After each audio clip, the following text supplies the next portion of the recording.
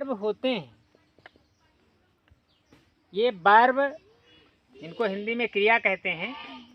गो means जाना होता है, इट मीन्स खाना होता है, नो मीन्स जानना होता है, गिव मीन्स देना होता है, राइट मीन्स लिखना होता है, स्लीप मीन्स सोना होता है। तो ये जो वर्ब हैं, ये वर्ब दो टाइप के होते हैं, दो प्रकार के होते हैं। एक होता है फाइनाइट वर्ब और एक होता है नॉन फाइनाइट वर्ब। जहाँ पर सबसे ज़्यादा छोटे बच्चों को समझने में दिक्कत होती है वो यहीं से है। तो फाइनाइट वर्ब क्या है, नॉन फाइनाइट वर्ब क्या है, और नॉन फाइनाइट के तीन टाइप होते हैं। उन तीनों टाइपों में इन्फिनेटिव, जीरेंड और पार्टिसिपल होते हैं। बस कन्फ्यूजन यहीं पर है सब लोगों को, क्या इन्फिनेटिव क्या है, या जीरेंड क्या है, और ये पार्टिसिपल क्या है, फाइनाइट क्या है और नॉन फाइनाइट क्या है।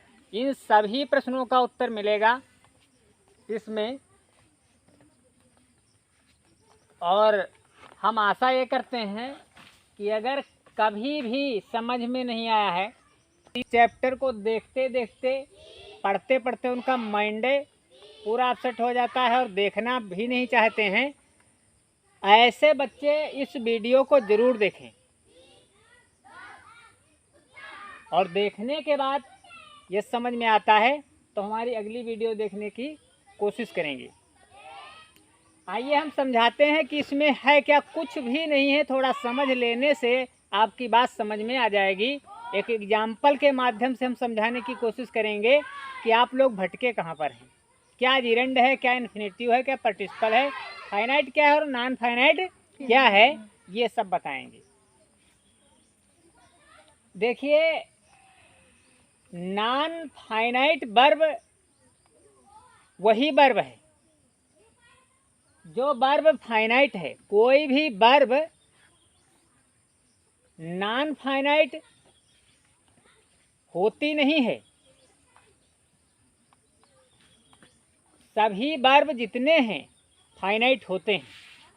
जितनी भी वर्ब होती हैं वो फाइनाइट होती हैं। अब फाइनाइट क्या है ये बता दें, इससे पहले एक हमारा एग्जाम्पल सुनो। जैसे एक कपड़ा होता है, हमने कपड़ा लिया तो ये पीला है, चाहे नीला है, चाहे लाल है, चाहे हरा है, ये है तो केवल कपड़ा ही। तो यहाँ पर आप देख रहे हैं गो है, ईट है, नो है, गिव है, राइट है, स्लीप है। ये हैं तो सब वर्ब ही, ये सभी वर्ब हैं।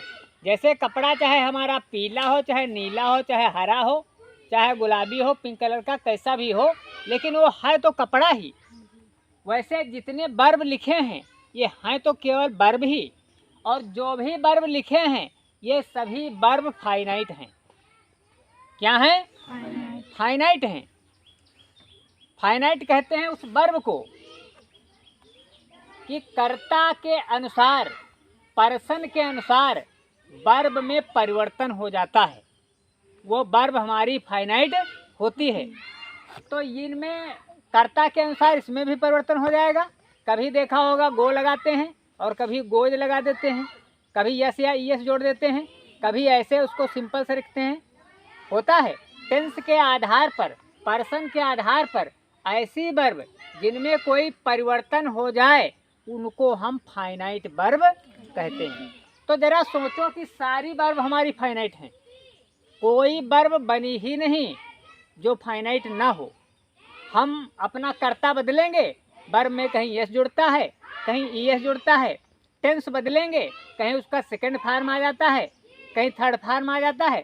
तो टेंस बदलने से अगर वर्ब बदल जाए, प्रोनाउन बदलने से अगर वर्ब बदल जाए, ऐसी वर्ब हमारी फाइनाइट वर्ब होती है। समझ में बात आई? तो अब ये बात समझ में आई होगी, जितनी भी वर्ब हैं हमारी सब फाइनाइट वर्ब है। समझ में आता कि नहीं आता? जो बच्चे टेंस पढ़ चुके हैं पहले से पता होगा कि अगर हम कर्ता एक वचन है तब तो यस या यस जुड़ जाता है प्रेजेंट इंडेफिनिट में, और कर्ता अगर बहुवचन करते हैं तो यस या यस हट जाता है। टेंस बदलते हैं, अगर प्रेजेंट टेंस है तो गोज, गो से गोज होता है, और जो पास्ट टेंस है तो उसी गो का वेंट हो जाता है। तो टेंस बदल जाता है जब, तो हमारी वर्ब में परिवर्तन हो जाता है। पर्सन बदल जाता है तो वर्ब में परिवर्तन हो जाता है। परिवर्तन और कुछ नहीं, देखने को भिन्नता आ जाती है। ऐसा नहीं गो से इट हो जाएगा, इट से बीफ हो जाएगा, ऐसा कुछ नहीं होगा। यहाँ तक समझ में आया? तो हम बता रहे थे जिस तरीके से एक कपड़ा है, चाहे वो नीला हो, चाहे पीला हो, चाहे गुलाबी हो, वो है तो कपड़ा ही। ये शब्द कोई भी लिखा हो, इस तरीके से है तो ये वर्ब ही। ध्यान से समझ रहे सभी लोग, ये वर्ब ही है। इस कपड़े का कॉलर इसमें लगवा दो, कॉलर लगवा दो और बटन लगवा दो, जेब लगवा दो, तो ये क्या बन गया? शर्ट बन गया। बताओ, कपड़े से ही तो शर्ट बनता, और कपड़े से ही टी शर्ट बनता, और कपड़े से ही कुर्ता तो भी बनता है। बनता कि नहीं बनता? बोलो, समझ में आ रहा? हम तो कहते हैं कि ये शर्ट है, आप लोग पहने हो, कह रहे हो शर्ट है। ये बच्चा बैठा है पहने हैं और कह रहा टी शर्ट है, लेकिन है क्या ये? कुछ इसमें कर दिया गया, थोड़ा सा बदलाव, उसी कपड़े से बन गया शर्ट, कपड़े से बन गया टी शर्ट, और कपड़े से कुर्ता भी बन गया। और अगर देखा जाए तो वो सब क्या है? का टी शर्ट प्लास्टिक का है कि उसका किसी दूसरी पदार्थ का है? सब कपड़े का है, बस और कुछ नहीं। फाइनाइट में कुछ नहीं, नॉन फाइनाइट में कुछ नहीं, जिरेंड में कुछ नहीं, सब जगह वर्ब है। आइए देखिए, सब जगह वर्ब है, सब जगह वर्ब है, केवल हमने उसको नॉन फाइनाइट बना दिया। ध्यान से सुनिए, जिरेंड हमने बना दिया, पार्टिसिपल हमने बना दिया। इसी गो में अगर हम टू जोड़ दें, क्या जोड़ दें? To go. क्या? टू गो।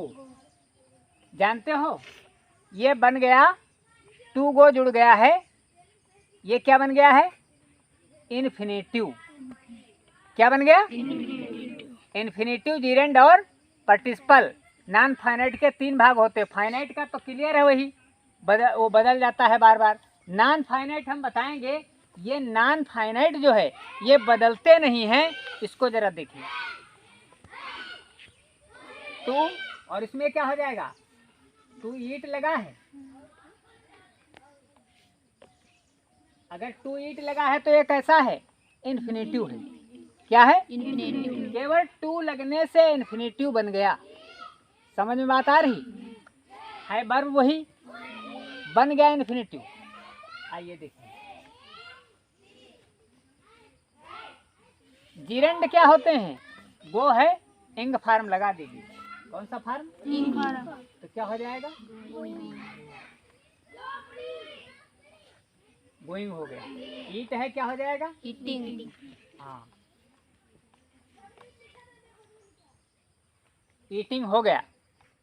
ठीक, इसमें इस तरीके से सब में इंग जोड़े देंगे तो ये क्या बन गया? जिरेंड बन गया। इंग जुड़ा हुआ है तो क्या बन गया? ये जिरेंड बन गया। इसमें टू जुड़ा हुआ है तो क्या बन गया? इन्फिनेटिव बन गया। जरा सोचिए, वही कपड़े वाली बात, उसी कपड़े से शर्ट बन गया, उसी कपड़े से टी शर्ट बन गया, और उसी कपड़े से क्या बन गया? कुर्ता भी बन गया। जो चाहो वो बना दिया, तो बनाया तो तुमने।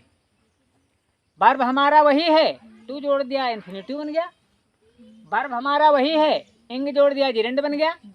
ठीक, वर्ब हमारा वही है, ईट है, टू जोड़ दिया ये, इसी को क्या कहेंगे? इन्फिनेटिव। ये नॉन फाइनाइट वर्ब जो होते हैं, कौन से वर्ब? Non finite. वो तीन होते हैं, एक हुआ इन्फिनेटिव, एक हुआ जिरेंड, और एक होता है पार्टिसिपल। क्या होता है? पार्टिसिपल में जानते क्या होता है? पार्टिसिपल जो होता है, पार्टिसिपल जो होता है, इंग जोड़ दीजिए, फर्स्ट फार्म कर दीजिए, थर्ड फार्म कर दीजिए, इंग जुड़ेगा इसमें। अगर इंग जोड़ दीजिए, ये गोइंग लिखा है, ये गोइंग पार्टिसिपल भी होगा, ईटिंग पार्टिसिपल भी हो सकता है। पार्टिसिपल इसके अलावा और क्या होगा? गान, मेन वर्ब का थर्ड फार्म, थर्ड फार्म और सेकंड फार्म, सेकंड फार्म भी बनता है। Third farm present participle, past participle और परफेक्ट पार्टिसिपल। प्रेजेंट पार्टिसिपल में एंग फार्म, पास्ट पार्टिसिपल में थर्ड फार्म। तो ये इंग हुआ, ये प्रेजेंट है पार्टिसिपल, और इसमें अगर थर्ड फार्म है, मेन वर्ब में क्या है? मेन वर्ब का कौन सा फार्म? Third farm. तो क्या है? पार्टिसिपल है, पास्ट पार्टिसिपल। और हैविंग तो क्या होगा? क्या होगा? परफेक्ट होगा। हैविंग जुड़ेगा, हैविंग जुड़ेगा वर्ब के साथ। आइए देखिए, कोई दिक्कत समझ में आ रहा?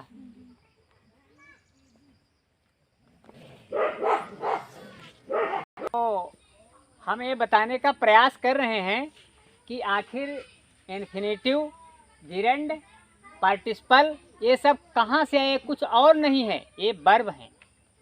इतनी देर में समझ में आया होगा। जैसे हमने एक कपड़े का उदाहरण लिया, उसी कपड़े से शर्ट बन गया है, उसी से टी शर्ट बन गया है, उसी से कुर्ता बन गया है, सब कुछ उसी से बन गया है, और वो है तो कपड़ा ही। तो चाहे इन्फिनेटिव बना, चाहे जिरेंड बना, चाहे पार्टिसिपल बना, लेकिन वो सब क्या है? वो वर्ब ही है, वो वर्ब से ही बना है। बस इस बात का ध्यान देना है। आज तक जितने बच्चे इसको देख देख करके बहुत ज़्यादा घबराते थे पार्टिसिपल क्या है, हमारे इस वीडियो को अभी भी देखते रहिए, अंत तक आपको 100% सलूशन मिलेगा। तो ये बात समझ में आई कि पार्टिसिपल कोई दूसरी बात नहीं। पार्टिसिपल को फिर से समझाते हैं। पार्टिसिपल 3 टाइप के होते हैं। तो उसमें इंग फार्म लग जाता है मेन वर्ब में, और मेन वर्ब का थर्ड फार्म हो जाता है, और हैविंग जुड़ जाता है, तथा पैसिव में हैविंग बीइंग जुड़ जाता है। ये पार्टिसिपल की पहचान है। और एक दूसरा टाइप और समझ लेते हैं कि आखिर ये सब याद कैसे रहेगा। हमने जो है इसके लिए 3 बॉक्स बना लिए हैं अलग अलग, और इसमें बंद कर दिया है। अब एक बात बता दो हमें कि है, देखिए यहाँ पर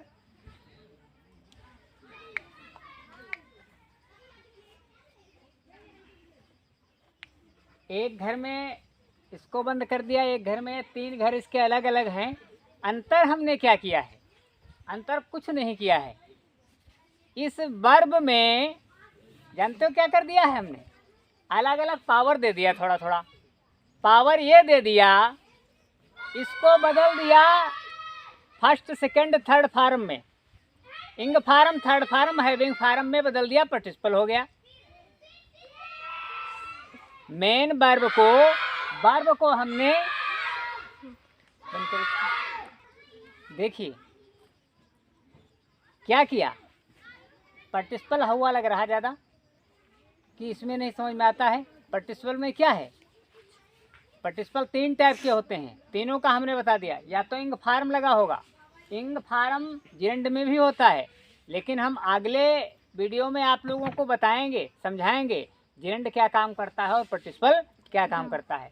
प्रेजेंट पार्टिसिपल में इंग होगा, जिरेंड में भी इंग होगा। आप कैसे निर्धारित करेंगे ये जिरेंड है या पार्टिसिपल है? ठीक। थर्ड फार्म लगा होगा मेन वर्ब का, ये पार्टिसिपल है। हैविंग लगा होगा, ये क्या है? पार्टिसिपल है। इंग फार्म लगा हुआ है, जिरेंड है। टू लगा हुआ है, क्या है? इन्फिनेटिव वर्ब है। सब वर्ब में कुछ न कुछ जोड़ करके इन्फिनेटिव, जीरेंड और पार्टिसिपल बनाया गया। अब दिमाग में बनी बात कि ये जीरेंड, ये पार्टिसिपल और ये इन्फिनेटिव क्या हैं? ये वर्ब हैं। ये सब क्या है? वर्ब में। इसमें वर्ब में टू जुड़ा तो इन्फिनेटिव, वर्ब में इंग जुड़ा तो जीरेंड बना है, इसको जीरेंड बोलते हैं। वर्ब में हैविंग जुड़ा तो पार्टिसिपल है, वर्ब का थर्ड फॉर्म लगा तो पार्टिसिपल है, यूज किया जाता है। यही तो जीरेंड है जो कंटीन्यूअस में यूज किया जाता, और कोई जीरेंड नहीं है। ये कंटीन्यूअस में यूज किया जाने वाला जीरेंड है। ये थर्ड फॉर्म जो है ये परफेक्ट में, सभी टेंसों का जो परफेक्ट होता है उसमें यूज किया जाता है। वही जीरेंड है, वही परफेक्ट है, वही इन्फिनेटिव है। आइए देखिए, इस बात को भी समझ लीजिए कि अब ये नॉन फाइनाइट कितने, ये तो हैं वर्ब हमारे फाइनाइट वर्ब है। अब ये नॉन फाइनाइट क्यों हैं, इस बात को समझ लीजिए, बस समझ में आएगा। अभी नहीं समझ में आता होगा कि नॉन फाइनाइट क्या है, इसमें कुछ समझने में और कसर बकाया है। तो नॉन फाइनाइट इसलिए है, नॉन फाइनाइट का मतलब इसमें कोई इंटरफेयर होना ही नहीं। नॉन का मतलब नहीं होना है बदलाव, वर्ब ज्यों की त्यों रहेगी। अगर टू लगा हुआ है वर्ब से पहले तो उस वर्ब में चाहे टेंस बदले और चाहे उसका सब्जेक्ट बदले यानी कर्ता, यानी कि चाहे उसको कह लीजिए पर्सन बदल जाए, तो पर्सन बदल जाने पर भी इस वर्ब में कोई परिवर्तन नहीं होगा। इसलिए हम इसको कहेंगे नॉन फाइनाइट। समझ में बात आई? आइए गोइंग, इसको देख लीजिए, इंग वाला बदलिए। जहाँ पर गोइंग लिखा, जहाँ पे इंग फॉर्म जो है, चाहे गोइंग लिखा, चाहे ईटिंग लिखा, चाहे गिविंग लिखा, चाहे राइटिंग लिखा, चाहे स्लीपिंग लिखा हो, कुछ भी लिखा हो, क्या इसको कर्ता के अनुसार कर्ता बदल देने से इसको बदल सकते हैं? आइए अगले उदाहरण को ले लेते हैं।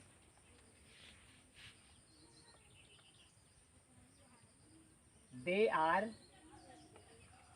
गोइंग करते हैं, जी वो देखिए, जो हमारा गोइंग है ये नॉन फाइनाइट वर्ब है। कैसे?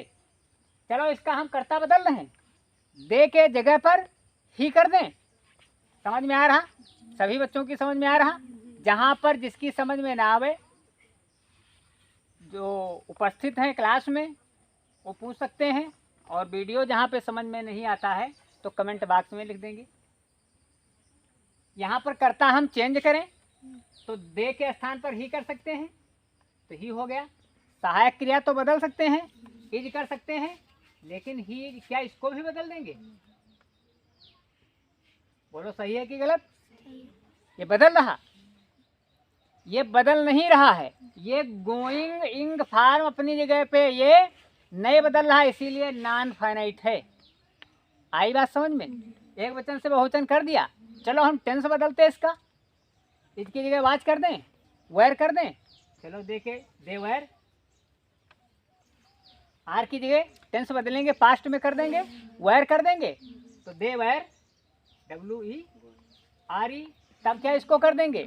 गोइंग अपनी जगह पे गोइंग ही है। समझ में आई बात? नॉन फाइनाइट क्या होता है? बोलो, समझ में आया यहाँ तक कि नॉन फाइनाइट आखिर है क्या? ये है कुछ बदलने वाला नहीं, इसलिए नॉन फाइनाइट है। ये है कुछ बदलने वाला नहीं है, इसलिए नॉन फाइनाइट है। और ये क्या है? वही बात, ये बात और ये एक ही बात है, बदलने वाला नहीं है इसलिए नॉन फाइनाइट है। बात समझे? अब आओ इसमें देख लेते हैं पार्टिसिपल में कि हमारा जो थर्ड फॉर्म है क्या कभी बदल जाएगा? बदल जाए, देखें कैसे बदलता है थर्ड फॉर्म। आइए समझिए, थर्ड फॉर्म का उदाहरण ले लीजिए। आई हैव गॉन, है ना, GONE, GONE लिखा है, समझ लेना आप लोग। और आई हैव गान, ये गान क्या है? ये गो का थर्ड फॉर्म है, गो वेंट गान, यानी इसमें पार्टिसिपल है, पास्ट पार्टिसिपल है। कौन सा पार्टिसिपल है? पास्ट। पास्ट पार्टिसिपल में मेन वर्ब का थर्ड फॉर्म हो जाता है।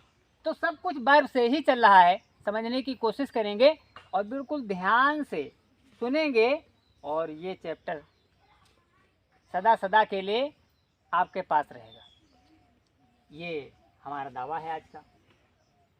तो आइए देखिए, बदलेगा भला? चलो करता बदल दें, इसका बदल दिया करता। हम परफेक्ट में ही तो रहेंगे, तो ही कर दें। ही के जगह पर ही आने से यहाँ हैज के बजाय, हैव के बजाय हैज हो जाएगा। थर्ड फॉर्म होता है तो हैज।